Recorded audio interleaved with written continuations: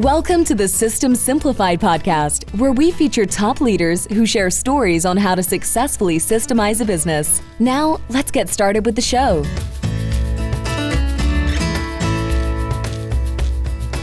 Hello, Adi Klevit here with the System Simplified podcast, where we interview top entrepreneurs, founders, and thought leaders about systematizing a business.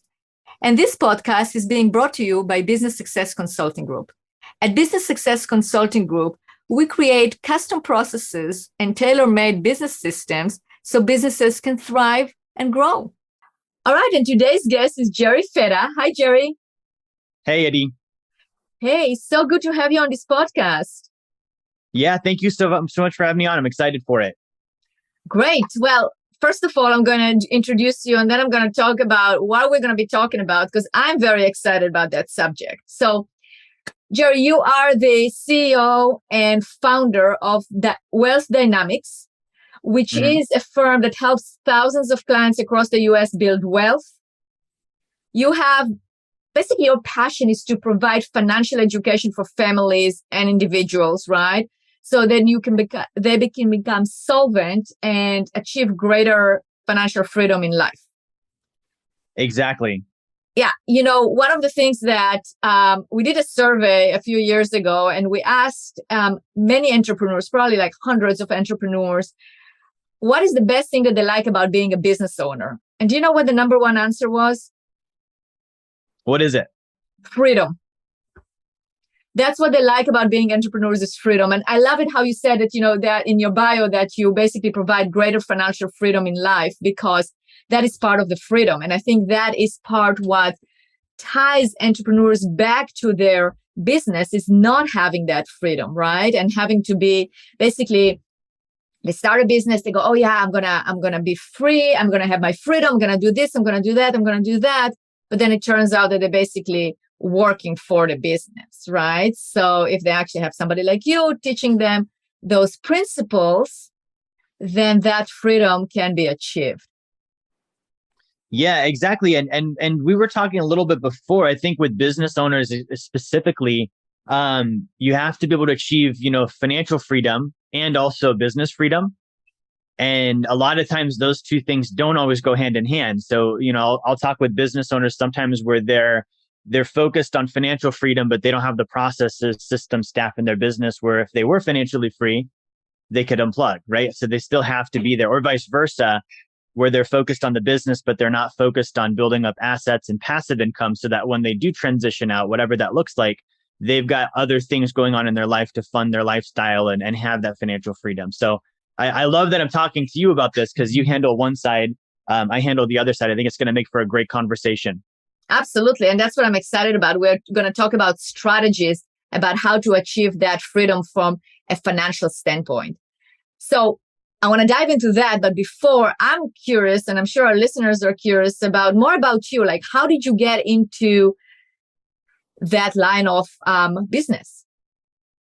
Yeah, so I started at age 18 as a traditional financial advisor. I graduated high school. I was going to be a personal trainer, all my life. That was my dream. I did that, for 6 months. I got promoted up as high as I could. And I realized that there was nowhere else to go unless somebody quit, retired, died, whatever. Right. And so that was kind of the corporate ladder that I was trying to climb. And I had a friend that was like, hey, you should check out finances. And so I started looking at that, and I could relate to it because I grew up in a household where we didn't have good finances.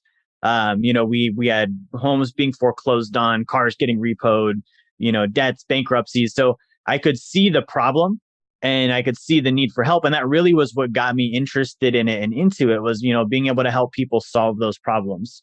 So that's kind of where I got in. And so that was at 18. And so I got my licenses. I actually started on what I would call more of the retail or traditional side of the financial world, which is, the mutual funds and the 401ks and all the normal stuff. And as I started learning more and more, I would meet with wealthy individuals and they had literally zero interest in those things. I would talk to them and they would be like, yep, that's great. I'm good. I do other stuff. And so, it started making me wonder, well, what is the other stuff? Because these are the people that have the money and the assets. And so as I started researching, I started actually learning about the top 1% historically and learning about what do they actually do, regardless of what banks and Wall Street tell us. If we go read these people's biographies and we look at their businesses and we look at their legacies and their statistics, we can actually see a clear pathway of what they did. And a lot of them did common things. Systems that work are often duplicated by other people that are successful as well. So that was kind of an evolution for me in my business. And as we started, learning more about that, I changed my philosophy personally with my own investing and finances. And I started seeing quicker results with that type of investing and with that type of financial viewpoint. And so that was really where I was like, okay, this is what I am passionate about helping other people with, is, learning and applying these same types of systems and strategies. Amazing. And you know how much I love systems. So you just said you learned those systems and developed those systems. So let's dive into it. Let's really talk about what did you find out when you talked to the wealthy individuals you were mentioning? Like what is their system? So they have several. And one of the big ones that I learned was early on is they have a system of investing in things that typically are tangible and they have high control over. So when you look at, wealthy individuals, if they're in something where there's, a lot of volatility, like let's say a stock market or a crypto market, usually they're the ones causing it and it's for their own advantage, right? That's called market making. When you look at their personal investments, a lot of times they're not in that kind of stuff with their own. If they're trying to get income and they're trying to, build long-term legacy, they're in things like real estate or private lending. And so one of the main systems that I stumbled across was wealthy families and individuals often will mimic banking in the sense that they will buy assets that will either appreciate and earn income and then borrow against those assets to invest for income on the other side. It's kind of like double dipping with two different assets at the same time. And for me, that was fascinating because that's actually what happens when we put our money in banks is they loan it out to a bunch of people and pay us little to nothing in return. So, that was one of the main systems that I dove into early on. And I still practice that today. This can be done with life insurance. It can be done with gold and silver. It can be done with real estate, but just this banking concept of, borrowing against assets as collateral and then investing that for income elsewhere and then getting that double dip. Interesting. So what else did you learn in terms of the systems or let's talk about the system you developed, not necessarily you learned and then you developed the system. So what are the different steps in your system? Yeah. So one of the things that I caught on to very quickly, and you might see this as well when you're working with business owners, is there's lots of strategies out there, right? If we think of them like tools or resources that we can use. So in the investing world, you can go from product to product and tool to tool. And so one of the things that I focus on is actually, I call it the blueprint, right? If I were to tell someone, hey, I'm going to give you the resources and tools to build a house, I could give them all of the materials, all of the tools. But if I didn't tell them the sequence to do it in, they wouldn't be able to build a house. And so that's one of the things that I focus on. The main system is actually the sequence. And so for somebody that is looking at, okay, I want to build financial independence, I actually reverse engineered it looking at, okay, well, what do the wealthy actually do? So the end goal of financial independence is an equation called passive income greater than savings, expenses, and taxes. You can abbreviate that with PI greater than set. And so if I start with that as the end goal, the system is, okay, well, I need to get that amount of passive income. And it also needs to be something that is truly passive and it's also reliable. So I don't want to speculate. I don't want to gamble. I don't want the chance that half of it's going to go away one year, randomly on a whim. It needs to be there for me, right? Mm-hmm. And so that's really where things start out. Now, as we work our way backwards, one of the very first things that a lot of people don't know about is there's something called an accredited investor. And so an accredited investor is actually a status with the SEC, the Securities Exchange Commission, that gives an individual access to investments that they wouldn't otherwise know about or have access to if they're not an accredited investor. So the thing that someone has to do to become accredited is they need to have $1 million net worth outside of the value of their primary residence. Their house doesn't count, basically. So once I do that, all of these other investment opportunities open up that I would never know about legally. Like these non-accredited investors aren't even allowed to be advertised to about these types of investments. So it really is, until you're at that point, the curtain's closed and it's like, it's not a real thing. And then as soon as you're there, this whole world opens up and it becomes much easier to build that passive income through investing. So the system, is starting with the end in mind, getting to that accredited investor status, And then from that point down, it's going to vary a little bit for each person. There's the very starting point is obviously financial literacy, learning and gaining knowledge and control and understanding of the different tools you're going to use. And that's kind of an ongoing thing at all times. From the very basic, if somebody's not earning more than they spend, just like in a business, if you're negative cash flow, that's the first thing we need to handle. We need to make sure that you're profitable on your month-to-month basis and that you're setting money aside for reserves. So we kind of walk through with that on different individuals on, okay, we've got you earning more than you spend. We've got you solvent. The third step in this process, or the third phase, if you want to call it that, is breaking free from some of the different financial traps that are out there.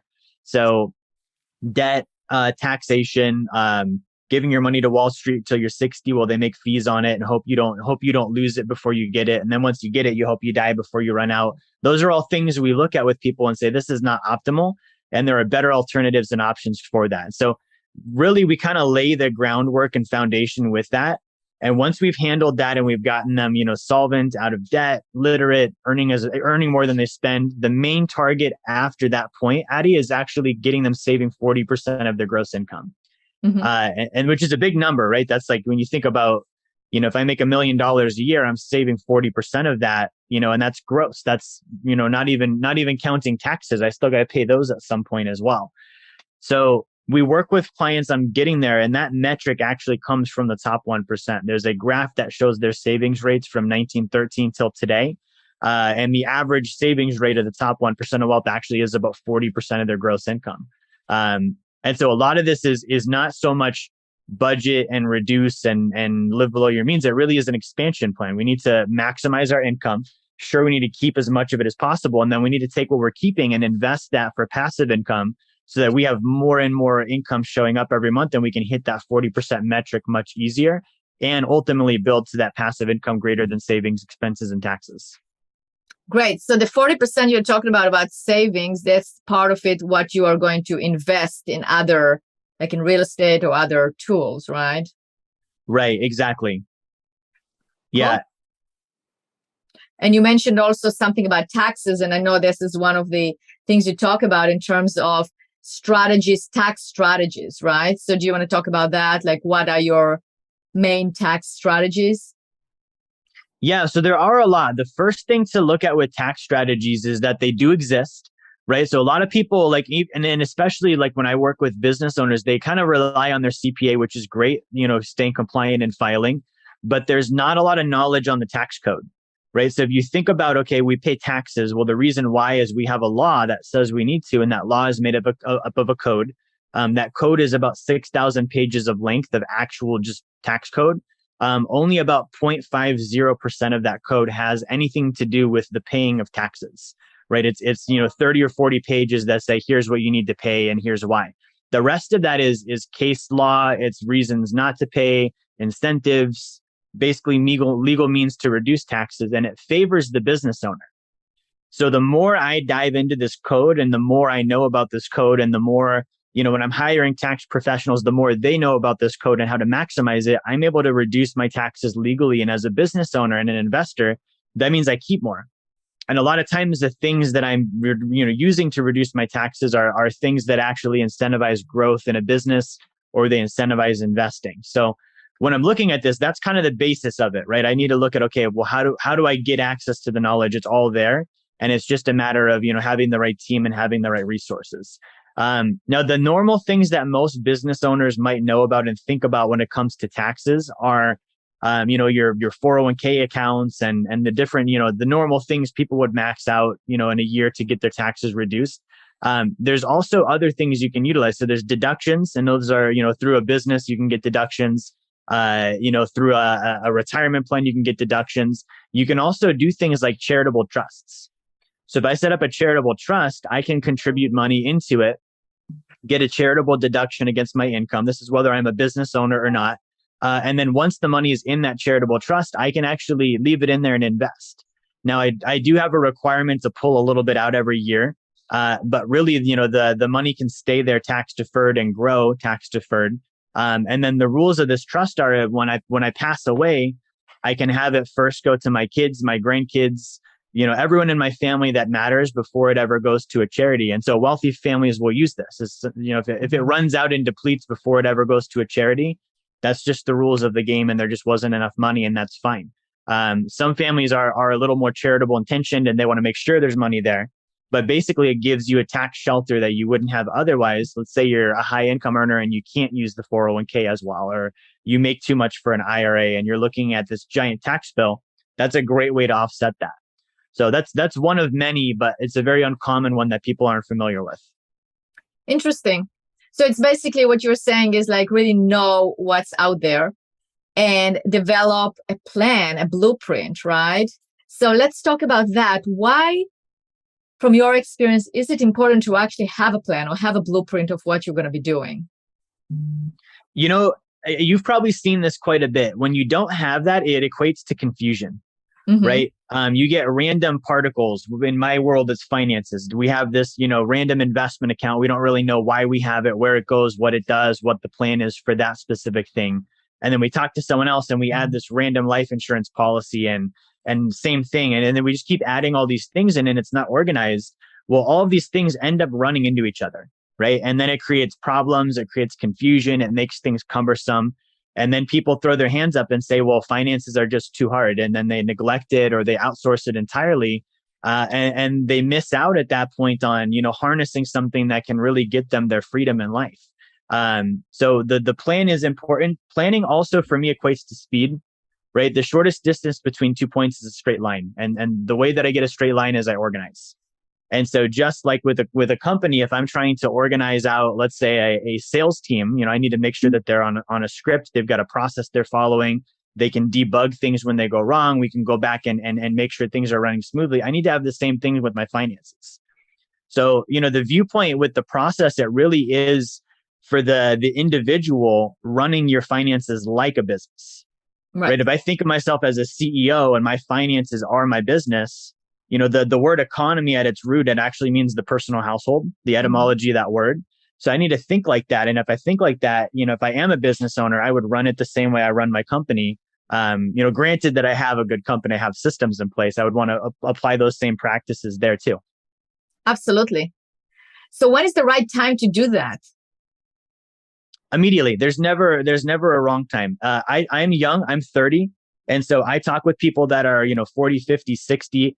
And the number one thing I always hear them say is, I wish I would have learned this sooner, which is valid. I would feel that way too. Even when I did learn this stuff, I even thought I wish I would have learned this sooner. And I was in my 20s when I learned it, right? So the best time still is now, right? There's no reason to put it off till later. It's just going to get worse. And that's the thing is like with systems, everyone already has one. It's just a matter of, are they aware of it and how workable is it? Everyone has patterns behind how they do things. There's reasons behind everything, and that is a system. So I need to be willing to look at with my finances specifically, what are my results? And if they're not where I want them to be, I do need to go rework my system and get the right sequences in place and get it, set up correctly. And I shouldn't put delay behind that. And the reason why someone might wait is because the overwhelm factor. It's a lot. There's a lot there, a lot to confront. So you do that just one piece at a time. My team helps our clients with that step by step. So there is a lot, probably very similar to when you work with business clients. We're not going to tackle everything today. We're going to figure out which pieces we go and handle first, and we're going to work with them in a sequence and make sure that everything is in place and it's confrontable and we can actually get it done that way. For sure. Jerry, you said something that I totally agree with, and I say it all the time. I mean, there is a system. For everything that you do, there is a system. Maybe the system is incorrect or not efficient, but there is a system. When you wake up in the morning, you have a system or a process on how you wake. What do you do when you wake up, right? How you make your coffee, how you do this, how you do that, how you get yourself in the car and go to work. Whatever it is a process. The only thing we are doing is we are documenting it so then it can be evaluated, right? It can be looked into, it can be made known so others can follow as well, but you can also then increase the efficiency. So people have a system of what they do with their money, even if it's doing nothing. So it's not that there is not a system. Their system is basically to follow whatever they were told or not do anything with it or not know, right? So by identifying what is a workable system, then you can also transition from what you're doing to what needs to be done, right? And that is also why using a professional like yourself, right? And why creating a written blueprint or a plan that you can follow will get you to the point you want to get at. So I totally agree with that. And the time is now, because if you want to get ahead, that it's better to start now. Yeah, you wanted to start yesterday, but if you don't start now, then today will be tomorrow's yesterday, and it's again another day that you didn't do anything. So I agree with you. What are some of the results that you see with business owners when you apply your system to their business or to their lives to achieve financial freedom? Yeah, I talked to a guy actually yesterday. This is a client of mine. He started working with us 4 years ago, I think. And he basically, his system was exactly what you said, just do what everyone taught him to do. Give your money to the bank, give it to Wall Street, hope it turns out okay. And he didn't like the lack of control. And so that's one of the things as a business owner. If you're a business owner, it's because you like to control things, right? If I don't like to control things, being a business owner is not the right thing for me to do. There's a lot of control that's needed. And that's like one of the things that we love is being able to be hands-on and do it our way and that type of thing.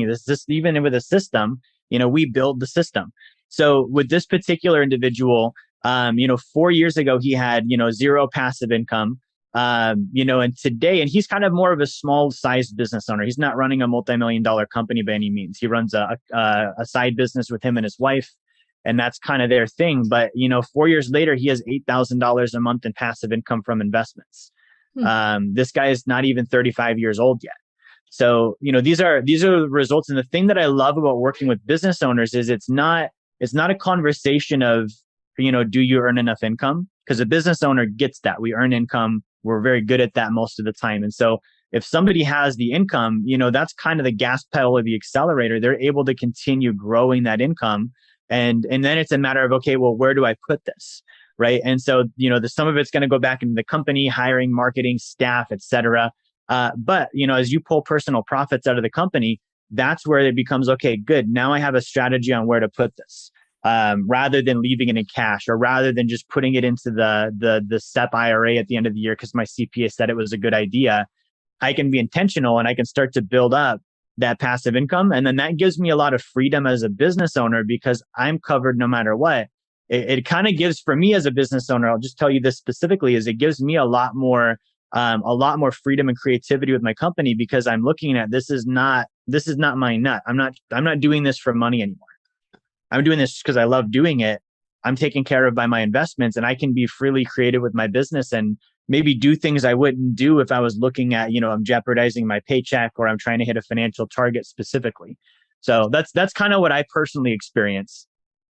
I think it's great. I think it all ties together to how we started this podcast in terms of when I asked entrepreneurs, what do they like most about being a business owner? The number one word is freedom. And when I ask it today, it's still freedom. They say freedom, freedom, freedom. That's what you want as a business owner. But it is, if you don't know how to do it or how to achieve that, then it becomes the opposite. It becomes like a slavery or no freedom, right? And it becomes that Totally. You become a slave to the economy, to your business, to the different things that prevents you from having that freedom. So I think, Jerry, what you shared with us today is very, very valuable. And I hope it got our listeners to think in that direction and actually do something about it in terms of how to get to the next level where they actually can achieve that freedom. So if they want to get a hold of you, what's the best way of getting a hold of you?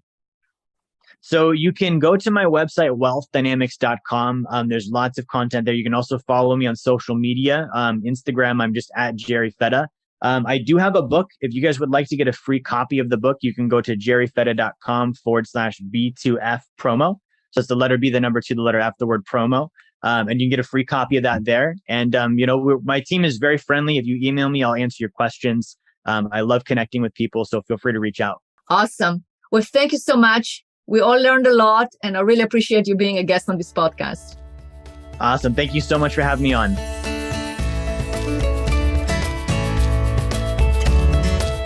Thanks for listening to the System Simplified podcast. We'll see you again next time, and be sure to click subscribe to get future episodes.